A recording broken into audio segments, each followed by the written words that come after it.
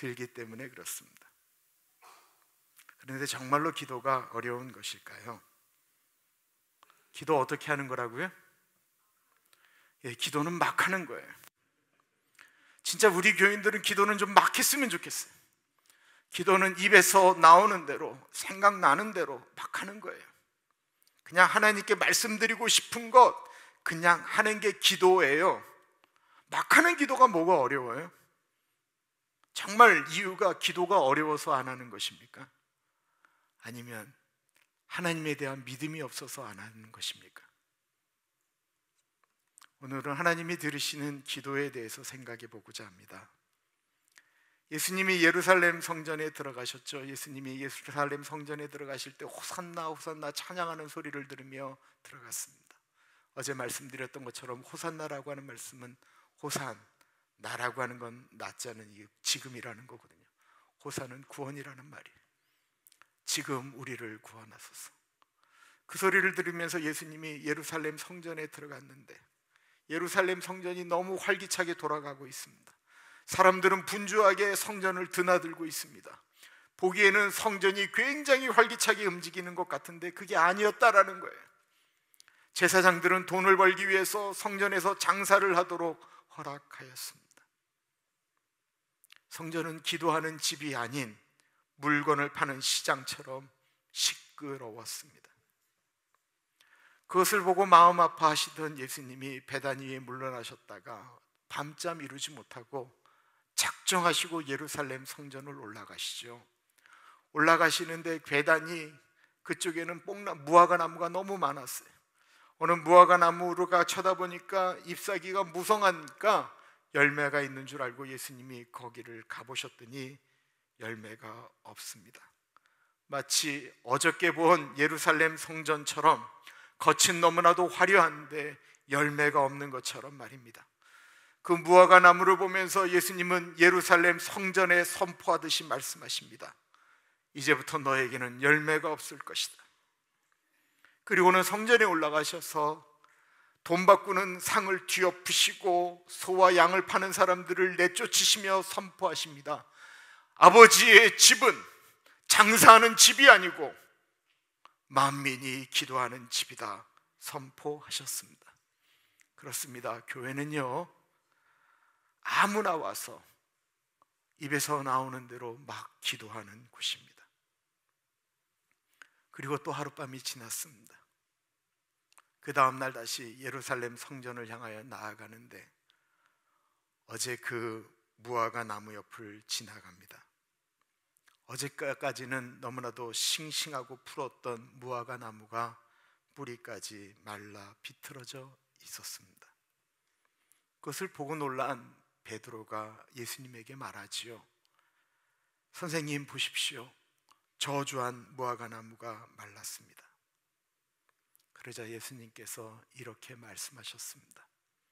하나님을 믿으라. 내가 진실로 너에게 이르노니 누구든지 이 산더러 들리어 바다에 던져지라 하며 그 말하는 것이 이루어진 줄 믿고 마음에 의심하지 아니하면 그대로 되리라. 여기서 응답받는 기도의 조건이 무엇인가가 나오게 됩니다. 응답받는 기도의 조건 첫 번째는 우리가 기도할 때 그 기도를 들으시는 하나님을 믿어야 된다라는 것입니다. 교회를 나오는데 하나님을 안 믿고 나오는 분들이 있을까요? 많다라는 것입니다. 많은 분들이 하나님을 믿기는 하는데 안 믿는 것입니다.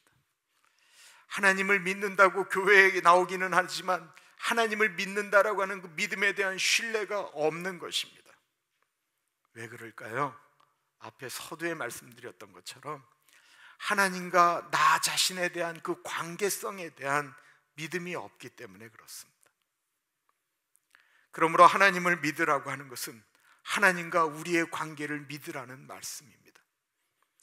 이것은 우리의 기도를 들어주시는 분이 하나님이 우리의 아버지이신 것을 믿으라는 말씀입니다. 예수님이 제자들이 기도를 가르쳐 달라고 하자 기도를 가르쳐 주셨습니다. 그것을 가르쳐 우리는 주기도문이라고 말합니다. 그 처음이 이렇습니다. 너희는 이렇게 기도하라. 하늘에 계신 우리 아버지요. 아버지께 기도하는 것입니다. 그러므로 아버지께 기도할 때 높은 사람에게 말하듯 꼭 그렇게 안 해도 됩니다. 시 낭송가도 미사 여구 사용할 필요 없습니다. 우리 아이들이 저에게 말할 때 거룩하시고 자비로우시고 노하기를 더디하시는 예석이 아버지, 뭐 이런 얘기하지 않고 그냥 아빠라고 해요. 그냥 저를 아버지로 믿는 거예요. 제 아이들이 처음에 한 번도 저한테 무슨 얘기를 하기 전에 혹시 제 아버지가 맞으시나요? 라고 얘기하면서 말한 적 없다라는 거예요. 우리가 기도하는 그 하나님은 우리의 아버지라고 믿으라는 거예요. 그 아버지를 믿으라는 거예요. 내 아버지이기 때문에 내가 무슨 얘기를 해도, 무슨 말씀을 드려도 아버지이니까 들으신다라는 걸 믿으라는 것입니다. 마가복음에 예수님이 귀신 들린 아이를 고쳐주시죠. 그러자 그것을 고치지 못한 제자들이 이런 말을 합니다. 예수님, 왜 우리는 못 고쳤습니까? 그러자 예수님이 유명한 말씀을 하시죠. 기도 외에는 이런 유가 나갈 수 없느니라. 바꾸어 말하면 기도만이 이런 일을 할 수 있다라고 말하는 것 같습니다. 그러나 아닙니다. 기도를 해도 그런 유가 나갈 수 없습니다. 기도 외에는 이런 유가 나갈 수 없다라고 하는 말의 진짜 의미는 우리가 기도를 들어주시는 하나님 외에는 그런 일을 하실 분이 없다라는 말씀과 똑같습니다. 많은 분들이 기도하는데 그런 유가 나가지 않습니다. 왜 그러냐면 아버지를 믿지 않으면서 하는 기도가 무슨 능력이 있느냐라는 거예요. 저희 교회가 공사를 했습니다. 조명도 앞에 화면이 이게 250인치예요. 다 바꿨어요. 근데 그 공사를 담당하는 그 부장님이라고 하는 분이 어느 교회 집사님이세요. 그분과 식사를 하다가 너무 귀한 얘기를 듣고는 제가 혹시 그 이야기를 설교 시간에 제 교인들과 나눠도 좋겠습니까? 라고 했더니만 너무 좋다고 허락을 하셨습니다. 중학교 1학년 때 친구 따라서 신앙생활을 시작했다고 합니다. 신앙생활이 얼마나 재밌었는지 중고등학교 때 교회에서 살다시피 했다고 합니다. 결혼을 하고 나서 미국에 와서 살기 시작하면서도 여전히 신앙생활을 했는데 예전처럼 신앙생활이 즐겁지 않더랍니다. 왜냐하면 하나님과 이렇게 늘 핀트가 안 맞는 거예요. 본인이 하나님께 구했던 어떤 기도는 하나님 이거 1월 달까지 무조건 이루어져야 됩니다. 하나님 들어주십시오 하고 어떤 기간을 정해서 기도를 했는데 하나님은 그 1월 달에 들어주시지 않고 조금 지나서 한 3월이나 4월쯤에 그 일이 이렇게 풀어지는 일들을 여러 번 경험하게 되었다고 합니다.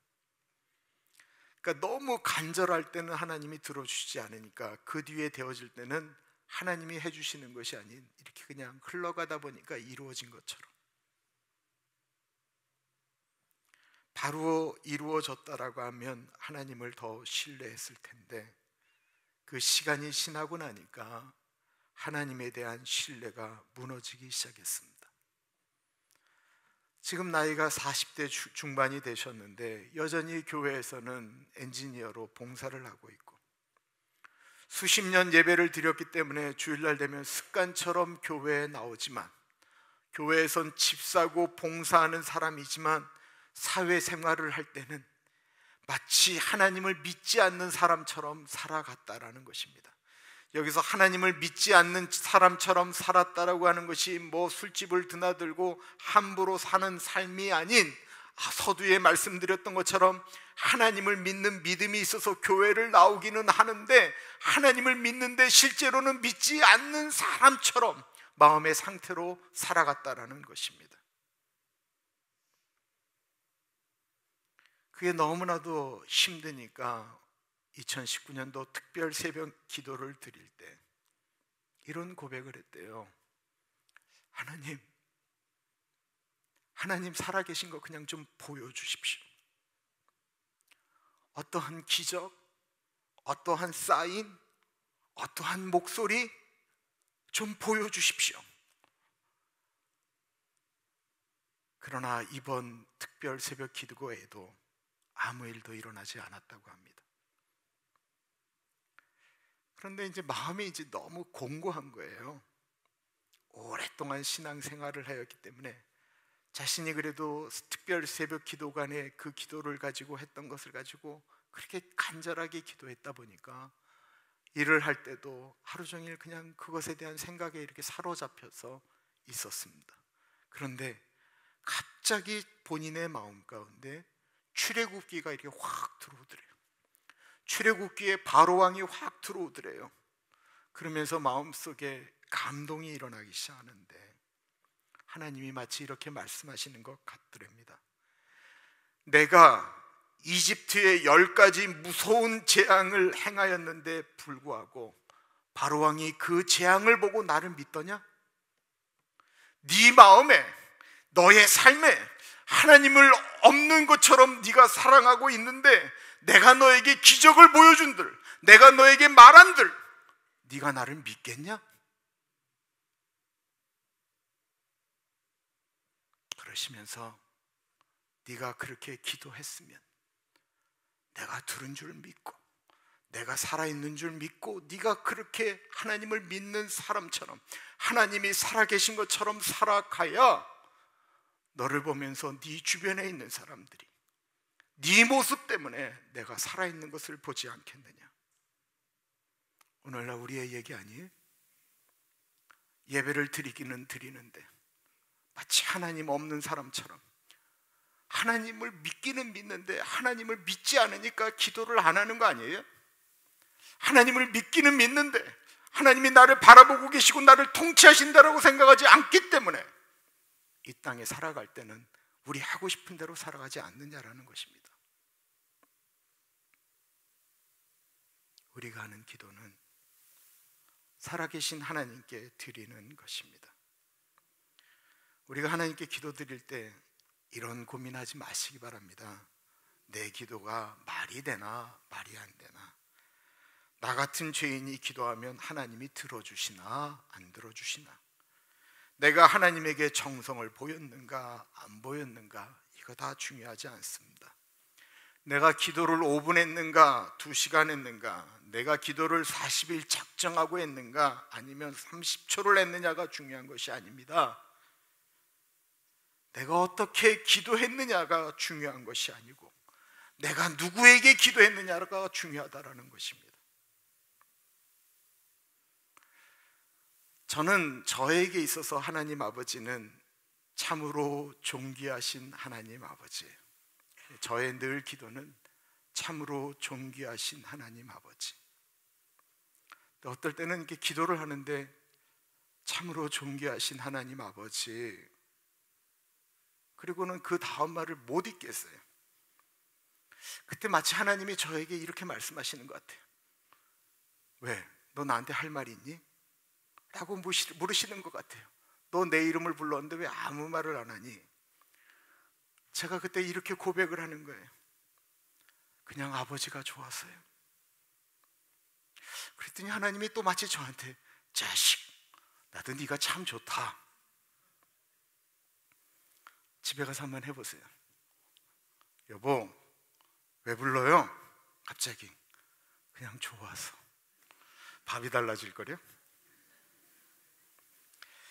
두 번째는 예수님이 무화과 나무가 마른 것을 말씀하시면서 내가 진실로 너에게 이르노니 누구든지 이 산더러 들려 바다에 던지우라 하며 그 말하는 것이 이룰 줄 믿고 마음에 의심하지 아니하면 그대로 되리라. 그러므로 내가 너에게 말하노니 무엇이든지 기도하고 구하는 것은 받은 줄로 믿으라. 그리하면 너에게 그대로 되리라. 너무 엄청난 말씀이시죠? 기도하고 믿으면 다 된다라는 것입니다. 22절에 보면 무엇이든지라고 말씀하고 계시기 때문에 그렇습니다. 하나님은 우리가 무엇이든지 기도하기를 원하십니다. 집이든 직장이든 미래건 가정이건 사람들과의 갈등이건 자신의 성격적인 문제건 죄의 문제건 모든 것을 다 기도하기를 원하십니다. 그리고 그 기도한 것을 믿으면, 받은 줄로 믿으면 그렇게 된다라고 말씀하고 있습니다. 이 말씀에 강조되는 것이 있다고 한다면 믿음에 관련된 말씀입니다. 나는 과연 기도할 때에 하나님이 그 기도를 들으시는 줄 믿는가 하는 믿음입니다. 기도를 오래 했다고 믿는 것이 아닙니다. 하나님이 내 기도를 들으셨느냐라는 것을 믿는가라고 하는 것입니다. 누가복음에 보면 불의한 재판관의 이야기가 나옵니다. 이 불의한 재판관은 하나님을 믿지도 않고 하나님을 무시하고 사람의 정의라고 하는 것보다는 돈을 더 좋아하는 사람으로 묘사되고 있습니다. 이 불의한 재판관에게 부탁을 하는 어떠한 가난한 과부가 있습니다. 힘도 없고 재판관을 살 돈도 없습니다. 그러니까 이 과부가 할 수 있는 일은 열심히 이 재판관을 쫓아다니는 일입니다. 그랬더니 결국 이 재판관이 그 과부의 이야기를 들어줍니다. 정성을 보았기 때문일까요?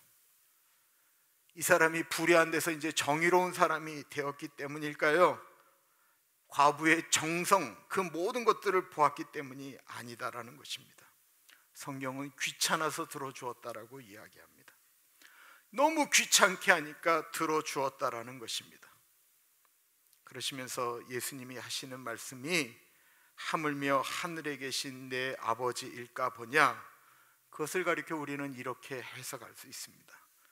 불의한 재판관도 자꾸 귀찮게 하니까 들어주는데 우리도 하나님을 귀찮게 해드리면 들으신다라는 것입니다. 바꾸어 말하면 우리가 이 기도가 안 들어진 것은 하나님께 좀 더 매달렸어야 되는데 중단했기 때문에 이런 것이 아닌가라고 생각할 수도 있습니다. 여러분, 이거 잘못 해석하는 것입니다. 불의한 재판관은 잠을 자야 하는데 귀찮게 하니까 할 수 없이 들어주었지만 하나님은 그런 분이 아니다라는 것입니다.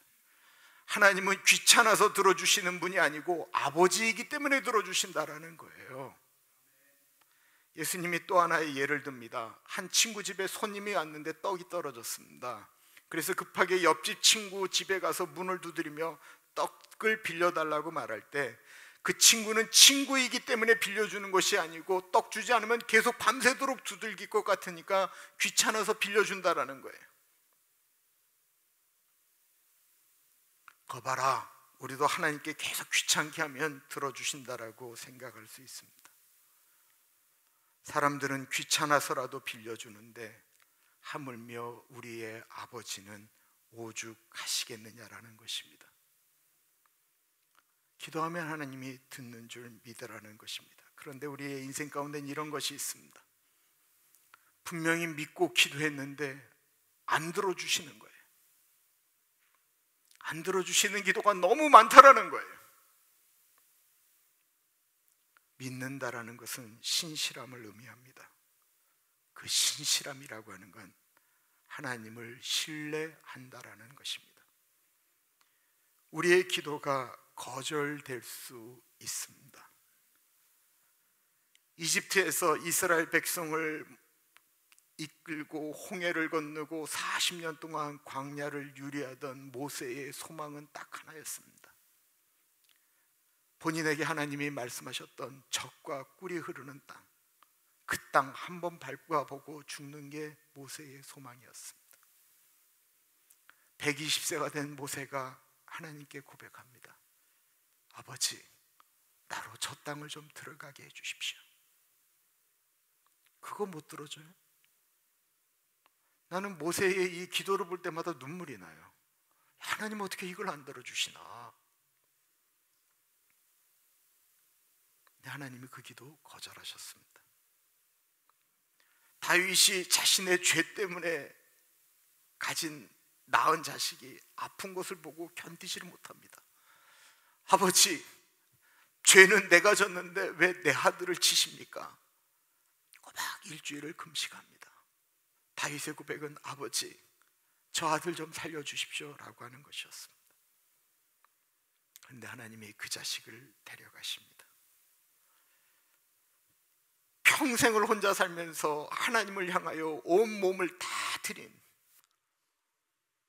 사도 바울이 그 몸에 있는 가시 때문에 하나님께 3번을 간곡하게 기도합니다. 아버지, 내가 그래서 사람들 앞에서 하나님 아버지를 증거하는데 내가 이 가시 때문에 떼굴떼굴 구르고 힘들어하고 아파하고 정신병자처럼 행동을 하면 그것이 복음에 도움이 되겠습니까? 하나님 아버지 좀 도와주십시오. 그런데 거절하셨습니다. 심지어 예수님이 아버지를 향하여 가장 슬픈 모습으로 눈물을 흘리며 아버지께 기도를 합니다. 심한 통곡으로 기도하셨다라고 얘기하고 있습니다. 아버지, 할 수만 있거든 이 잔을 내게서 옮겨 주십시오. 하나님은 그 기도도 외면하셨습니다. 하나님이 기도를 안 들어주신 걸까요? 우리는 여기서 하나님의 거절도 기도의 응답인 것을 알고 있습니다. 많은 이유가 하나님이 생각할 때 이 기도를 들어주지 않는 것이 그의 인생에 좋기 때문에 그렇습니다. 이런 간절한 기도 말고 우리가 기도하는 것 중에 많은 부분들이 거절되어지는 이유는 야고보서에 우리의 정욕을 따라 구하기 때문이라고 말씀하고 있습니다. 대체적으로 이 말이 맞는 것 같습니다. 너무나도 우리가 하는 기도는 들어주시면 안 되는 기도가 많다라는 것입니다.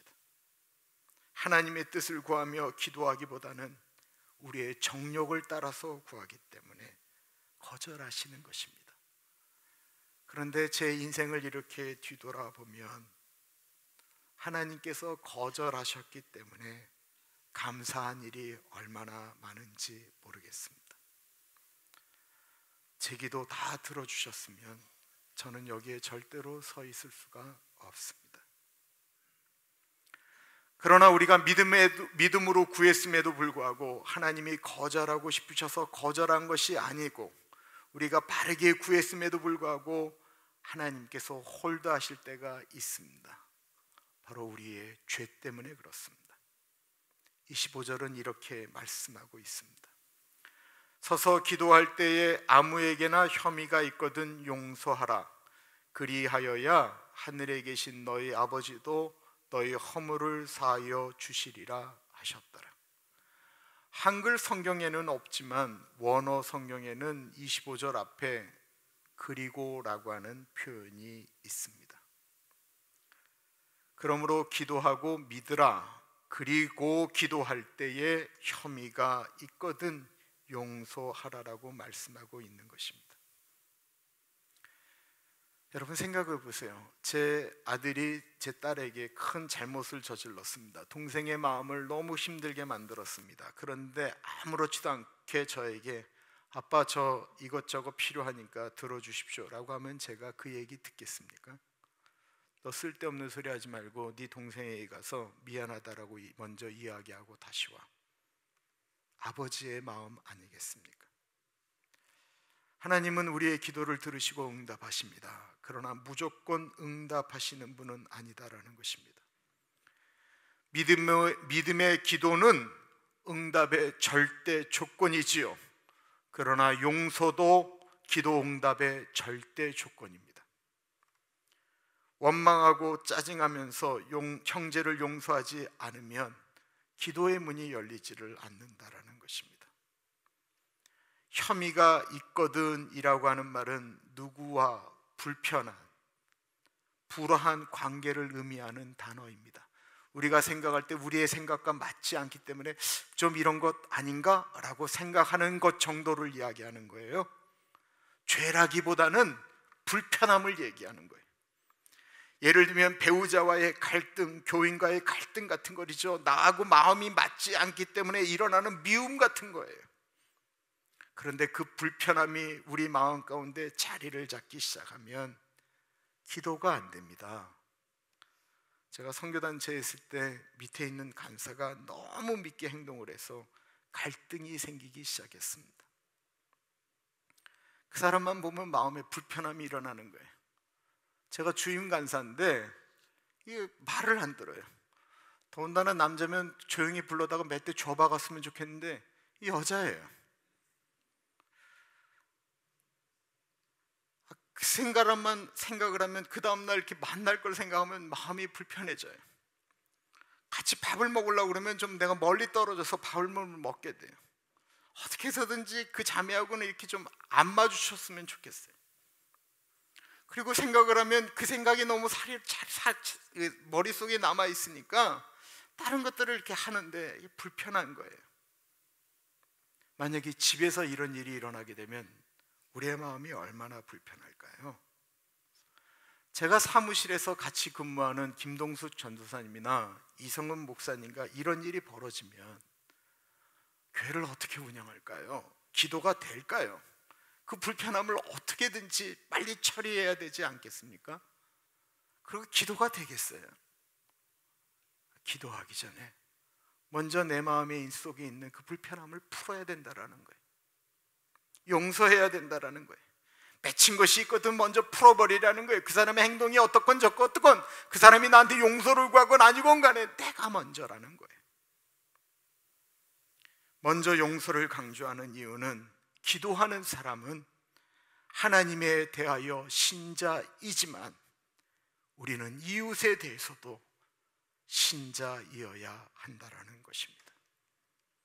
그러므로 사람과 풀지 못한 사람은 하나님과도 풀어지지 않는다라는 것입니다. 그래서 성경적 가르침은 우리가 땅에서 묶으면 하늘에서도 묶어주시고 우리가 땅에서 풀면 하늘에서도 풀어주신다라는 거예요.